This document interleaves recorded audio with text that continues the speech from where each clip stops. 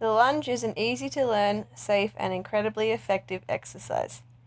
It is because of this it is so important to be able to analyze and correctly perform the lateral lunge.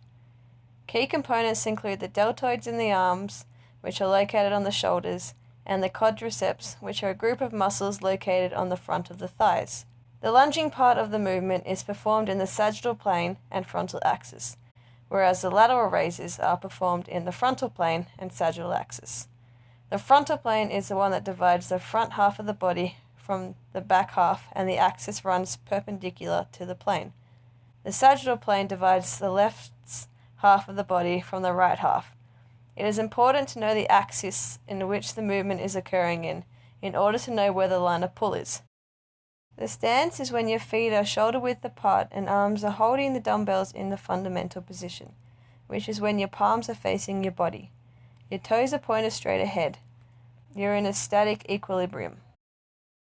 Maintain posture and slowly continue to bend knees. Front knee travels forward to mid-step of front foot. At the same time, slightly bend your elbows.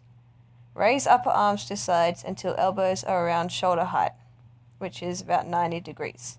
Your elbows should be in the same plane as your wrists, avoiding any internal or external rotation. Weight distribution is maintained as stated above, with weight centered more over the heel of the front foot. Slowly lower down to a point where the back knee lightly tickles, the ground. Eccentric phase consists of hip flexion, knee flexion, and ankle dorsiflexion. The mid position is dynamic equilibrium. Pause briefly at the bottom and then pressing through heels, come up as quickly as good posture and technique dictate. Arms slowly lower in order to return to fundamental position.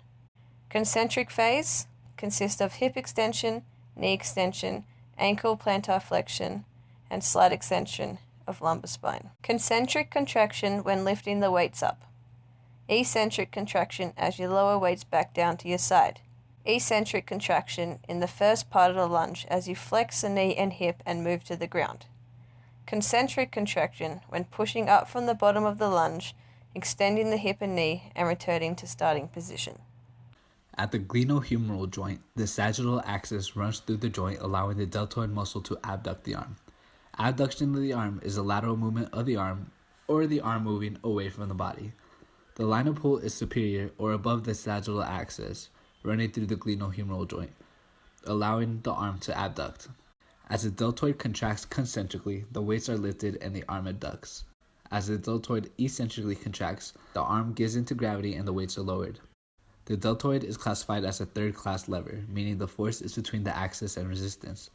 The shoulder is the axis and the force would be produced by the contraction of the deltoid muscle.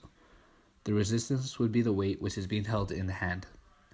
The agonist muscle, or prime mover, is the anterior deltoid and the middle fiber of the deltoid. The synergist muscles include the lower trapezius, middle trapezius, serratus anterior, and supraspinatus. The stabilizing muscles include the upper trapezius and the levator scapulae. Glenohumeral innervation is supplied by the axillary nerve and the suprascapular nerve. The elbow is classified as a ganglinous or hinge-type joint that allows flexion and extension. During all phases of our movement, the elbow is fully extended. The agonist muscles for this action are the triceps brachii and the anconeus. The muscles contract isometrically to maintain the extended position. At the radial ulnar joint, where the radius meets the ulnar bone in the forearm is pronated. The muscles involved in this are the pronator quadratus, pronator teres, and the brachioradialis. These muscles also contract isometrically. The radial nerve provides innervations for the triceps brachii, brachioradialis, supinator, and anconeus. The median nerve, which provides sensation to the palmar aspect of our hand in the first three phalanges, also innervates the pronator quadratus and the pronator teres. The wrist joint is classified as a condyloid joint, which allows flexion, extension, abduction, and adduction. The wrist muscles that contract isometrically to maintain that wrist and make sure that it doesn't move are the extensor carpi ulnaris, extensor carpi radialis brevis, and extensor carpi radialis longus. The wrist is innervated by the radial nerve. The hand and fingers are also fully flexed at all joints. The distal interphalangeal joint, proximal interphalangeal joint, metacarpophalangeal joint, Interphalangeal joint and carpal metacarpal joint are all flexed like making a fist. This holds the weight in the hand without dropping it.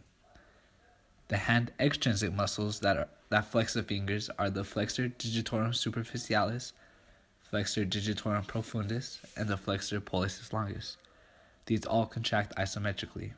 The hand intrinsic muscles that are used are the adductor pollicis and the palmar interusi. This is also an isometric contraction throughout all the phases of the movement. Hip joint. Formed by the femur, large bone of your thigh and pelvis. Ball and socket joint allows movement in all planes of motion. At hip, the line of pull would be anterior, allowing a flexion motion, and posterior, allowing extension. Frontal axis at acetabellum. The hip is a first-class lever. Axis is at the hip. The resistance is your body weight, and the force is the quadriceps. Hip innervations. Lumbar nerve, femoral nerve, obturator nerve, and sciatic nerve. Lunges target two specific muscle groups, the hip extensor compromising the gluteal muscles and hamstrings. Agonist, quadriceps. Synergist, gluteus maximus, adductor magnus, soleus. Dynamic stabilizers, hamstrings, gastrocnemius. Stabilizers, erector spinae, trapezius upper, trapezius lower, levator scapulae, tibialis anterior, gluteus medius, gluteus minimus, quadratus lumborum obliques. Knee joint. Ginglimus joint allows flexion and extension in the knee, allowing you to lower your center of gravity toward the floor. At knee, the line of pull would be posterior, allowing flexion motion, and anterior, allowing extension. Frontal axis at the tibial-femoral joint. The knee is a third-class lever. Axis is at the knee. The resistance is your body weight, and the force is your quadricep. Knee innervations. Femoral nerve, sciatic nerve, tibial nerve. The knee extensors, made up of four muscles collectively known as the quadriceps. Thighs, but not hamstrings. Ginglimus joint allows flexion and extension in the knee, allowing you to lower your center of gravity toward the floor. Ligaments. ACL and PCL control back and forth movement of the knee. LCL and MCL control side-to-side motion of the knee. ACL prevents the tibia from sliding out in front of the femur. The ankle joint. The ankle joint consists of the subtalar and talar-crural joints. The subtalar joint is used for the side movements, and the talar-crural joint dorsiflexes and plantar flexes during the exercise. The movement at your ankles is known as flexion. When your ankle dorsiflexes, your toes point toward your shins. This occurs on the back leg during the downward phase of the lunge. When your ankle plantar flexes, your toes point toward the floor. Plantar flexion occurs on your front leg during the upward phase of the lunge, when you push off the floor. The initial phase of this movement with the ankle consists of the initial contact, heel strike, and the loading response. The swing phase, which is initial swing, mid-swing, and terminal swing, and it is open chain to closed chain. Muscles used in the ankle and the foot are the tibialis anterior, the soleus, and the gastrocnemius. The gastrocnemius is the agonist of the three. In the hind foot, the extensor digitorum longus, the peroneus, the extensor hallis longus, and the tibialis anterior are all being used, mostly as stabilizers. Contractions of the hind foot include having an eccentric contraction when falling with gravity, and when pushing it up, it is a concentric contraction. Innervations of the ankle include the deep peroneal nerve, L4 through L5 and S1, and the tibial nerve, L5 through S1 and S2. The spine. Isometric contractions of erector spinae, iliocostalis, longissimus, spinalis, quadratus lumborum, sternocleidomastoid, splenus cervicis, and splenus capitis. Stabilizers. Extend the spine and hold up the head. Innervation. Erector spinae. Posterior branches of the spinal nerves. Performing the lunge with your head leaning forward forces your body to use your hip flexors, gluteus maximus, and biceps femoris, or part of your hamstring muscle, more than when done with the normal trunk position. Doing the lunge with your trunk leaning back does not increase any muscular activation in the legs.